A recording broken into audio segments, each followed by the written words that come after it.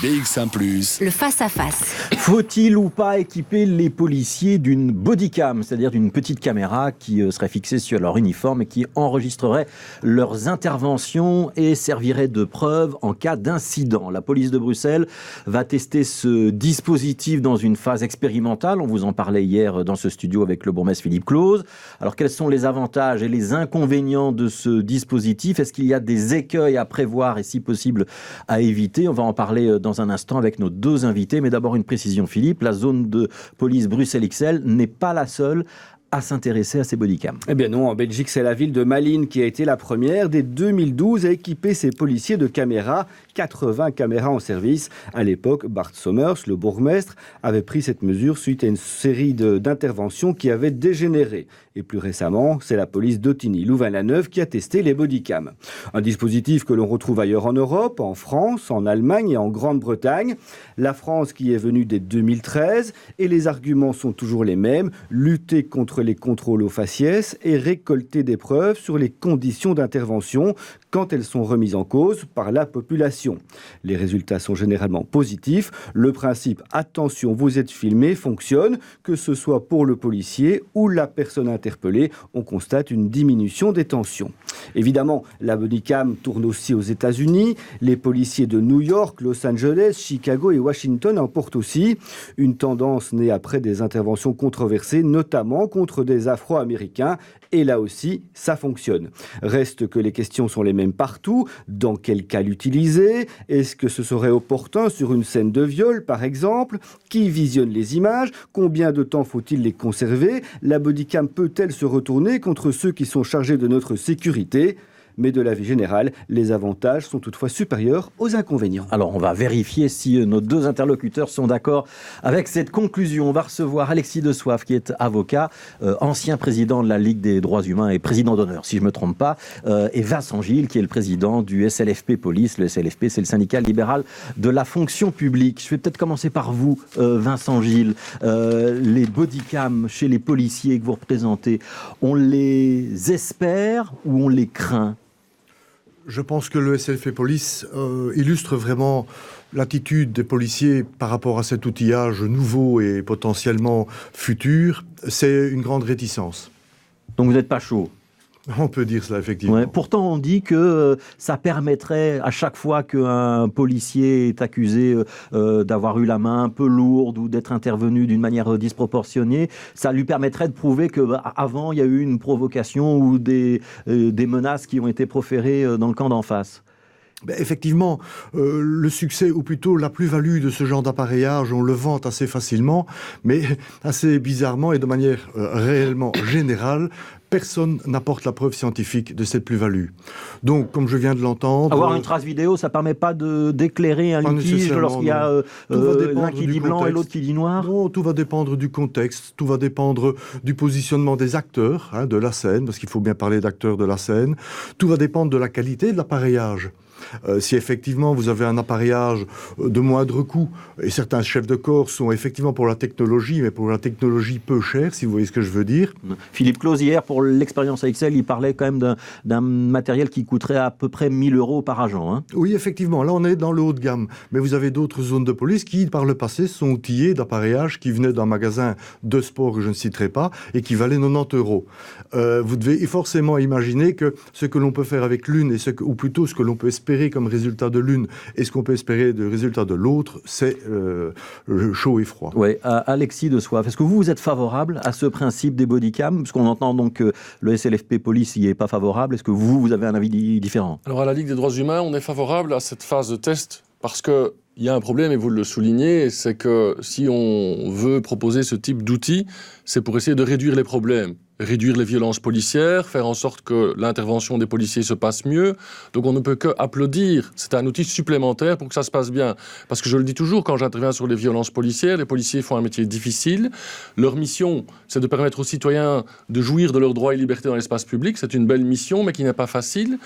Et par ailleurs, il y a des violences policières qui sont totalement inacceptables envers le citoyen et qui minent la confiance que le citoyen est en droit d'avoir en la police.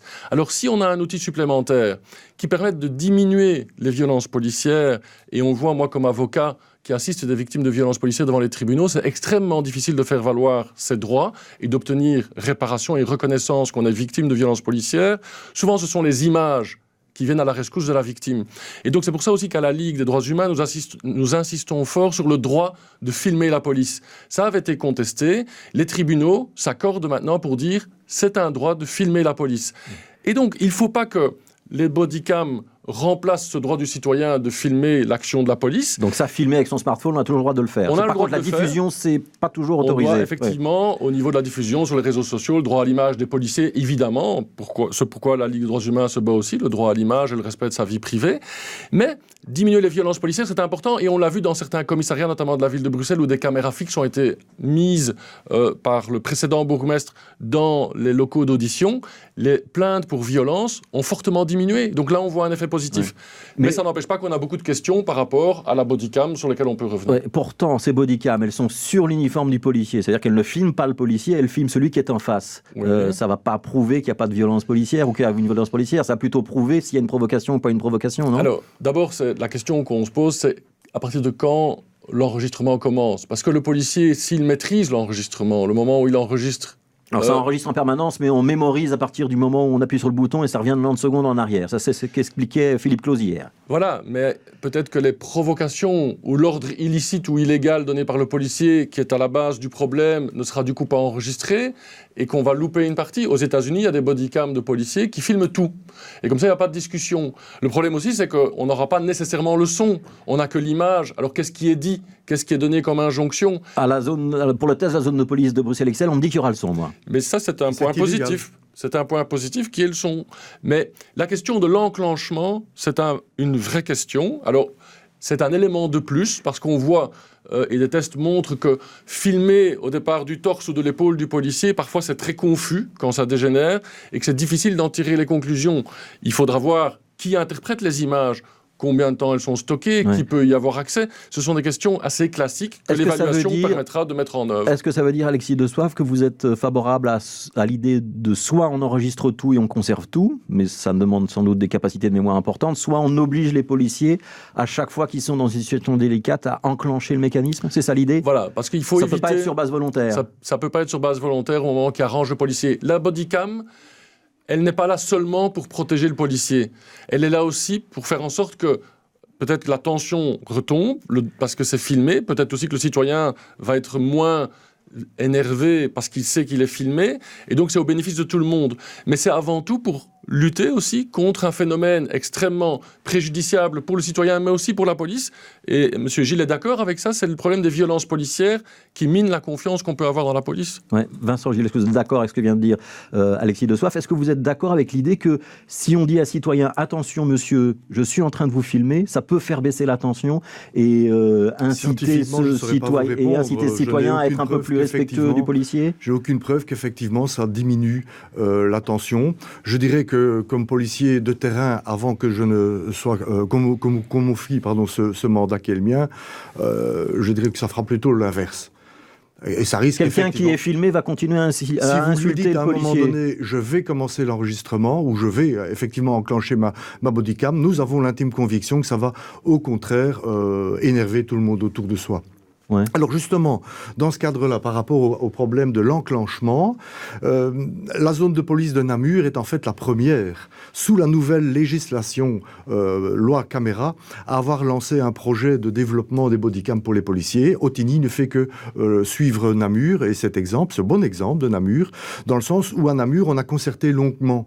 Et ce point de l'enclenchement a emporté pas mal de discussions, parce qu'effectivement... Comment on fait à Namur alors ? Quand est-ce qu'on enclenche ? Eh bien en fait, là, la décision et toutes les balises internes vont en ce sens. C'est lorsque les collègues dans le véhicule entendent l'appel par rapport à la nature de l'appel. Voilà, vous êtes envoyé sur une mission bagarre dans le café, eh bien, ils enclenchent directement leur dispositif bodycam. Ouais. Vous avez dit le son, c'est illégal. Oui, le son, c'est illégal. Vous êtes sûr de ça ? Je suis totalement sûr. C'est la législation sur les méthodes particulières qui, avec l'autorisation d'un juge d'instruction, rend possible l'enregistrement de conversation. Ouais. Ça signifie que, et nous le disons dans chaque comité de concertation dans lequel on aborde la question des bodycams, nous disons, chef de corps, soyez prudents sur ce point et veillez à construire un cahier de spécifications techniques qui soit bien fait pour votre marché public de manière telle que le manufacturier vous propose un appareillage qui peut être configuré en ce que le son est enlevé. Mais si on enlève le son, comme vous le disiez... Si on enlève le son, alors Alexis de Salle, ça ne sert plus à rien.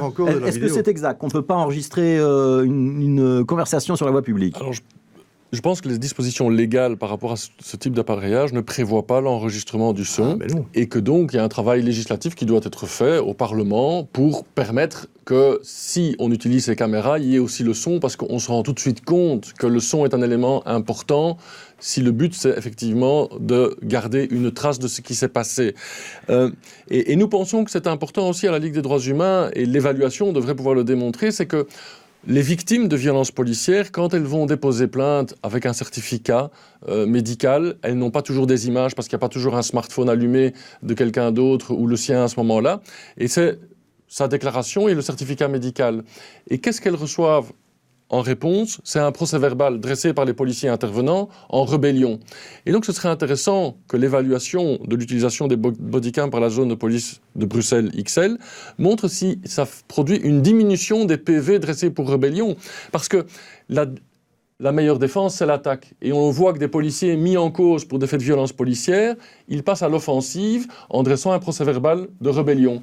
Et les bodycams, peut-être, empêcheront ces accusations fantaisistes sur lesquelles il est très difficile de se défendre pour le citoyen en disant « mais non, je ne me suis pas rebellé ». Oui, à condition que la bodycam, elle ait effectivement bien été enclenchée. Qui est-ce qui aura le droit de voir ces images s'il y a une procédure, une plainte par exemple, et qui est-ce qui conservera ces images dans un monde idéal? Alors, évidemment, le droit d'accès, la question du droit d'accès pour le citoyen aux images est primordiale, surtout si ça s'est mal passé, c'est de pouvoir, en tant que victime de violences policières ou victime d'une intervention qui se serait mal passée, c'est de tout de suite pouvoir demander à la zone de police de conserver les images qui concernent le plaignant, son affaire, oui. Son affaire, et que la justice puisse utiliser ces images et les visionner. Et de savoir aussi, et ça c'est un élément très important, que moi je vois aujourd'hui... Avocat, vous allez demander à pouvoir voir ces images? Oui, mais alors je dois le demander via le procureur, via les devoirs d'enquête. Et c'est important aussi parce que aujourd'hui, dans les dossiers de violence policière, il y a parfois des images de caméras fixes dans les commissariats ou... dans les commerces alentours. Voilà, etc. Oui. Mais c'est que souvent, ces images font l'objet d'interprétations. Un PV qui va dire, à la seconde, un tel, on voit ceci. Et puis, on voit cela. Et ce sont des policiers qui font ces procès-verbaux. Qui va interpréter les images? Et est-ce que la justice, si elle est saisie d'un dossier, est-ce qu'elle va revisionner les images ou elle va se baser, qui est une tendance, sur les PV, sur le compte-rendu, qui n'est peut-être pas toujours très objectif? Vincent Gilles, un mot là-dessus. Et une autre question, est-ce que c'est vraiment le policier qui intervient qui doit enclencher sa bodycam ou est-ce que c'est pas plutôt le collègue qui est derrière ou à côté qui aura une vision plus large? Tous les deux devront, s'ils sont porteurs bien sûr du dispositif, devront l'enclencher au même moment. C'est une première réponse à votre question.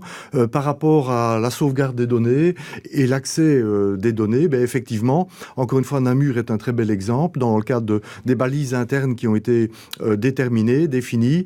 Le chef de corps ou une personne dûment mandatée par lui a accès au disque dur qui contient toutes les données vidéo qui interviennent ou qui arrivent par le dépôt de l'appareillage dans un socle, et alors il y a téléchargement. Ils n'agissent, dans le cadre de cette, de cette utilisation des vidéos, cette ouverture des vidéos, ils n'agissent que dans le cadre d'une enquête judiciaire. Donc ça veut dire que c'est un magistrat qui doit le demander. Il faut ouvrir un dossier. Oui, parce que nous avons de très mauvaises expériences avec ce qu'on a appelé les geofleet loggers. Oui. Ce sont les dispositifs qui gèrent les déplacements des véhicules, des véhicules collectifs en entreprise.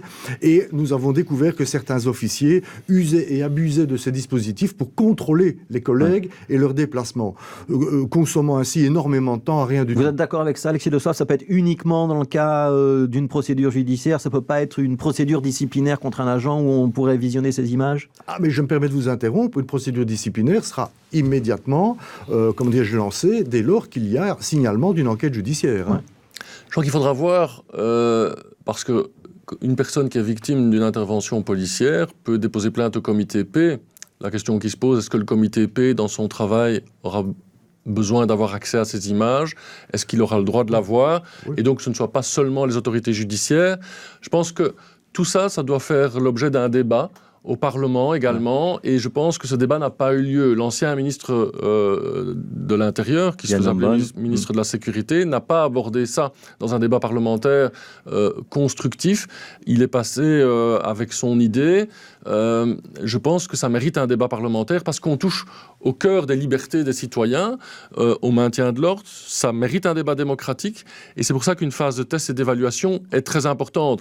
Mais c'est clair qu'au niveau contrôle et garde-fou, c'est par la magistrature et par un magistrat qui doit évidemment pouvoir avoir accès à toutes ces images, dans l'intérêt toujours du citoyen. Non, ça j'ai bien compris. Il y a un intérêt pour la Ligue des droits humains à suivre ce test et à pouvoir en tirer des conclusions. Il y a une demande que le législateur éclaircisse quelques zones d'ombre qu'on a pointées dans ce débat. Est-ce que la conclusion peut être validée et être la même du côté du SLFP Police? Quasiment, c'est-à-dire que nous ne sommes pas favorables du tout à la phase test pour le moment. Pourtant, vous avez dit qu'à Namur, ça se passait bien. Hein? Non, la concertation s'est bien déroulée. Ouais.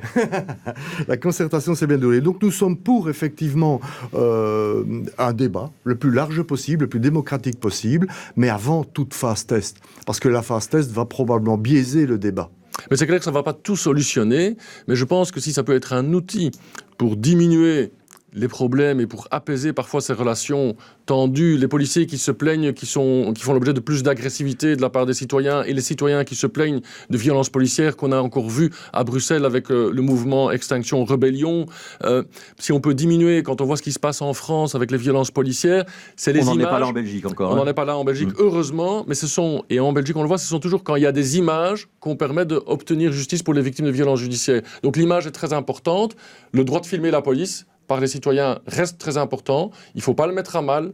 La bodycam peut être un outil supplémentaire, mais il y a des questions qui demeurent. Merci beaucoup, Alexis De Soif. Merci beaucoup, Vincent Gilles, d'avoir participé à ce débat qu'on continuera à suivre. On vous réinvite, vous êtes d'accord, quand on sera au terme de l'expérience de la zone police XL? Comme ça, on peut tirer les conclusions avec nous. Oui, et on aura des chiffres. Mais on aura des chiffres. Merci beaucoup.